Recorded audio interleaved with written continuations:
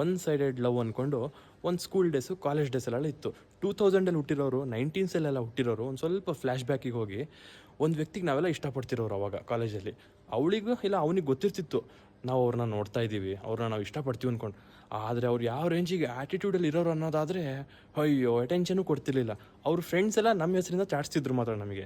ನಾವು ನಮ್ಮ ಫ್ರೆಂಡ್ಸಿಗೆ ಹೇಳೋರು, ಮಗ ಅವಳು ನಮಗೆ ನೋಡ್ತಾಳೆ ಅಂದರೆ ಒಂದು ಸ್ವಲ್ಪ ಹಿಂಗೆ ನೋಡಿ ಹೇಳೋ ಅಂದ್ಕೊಂಡು.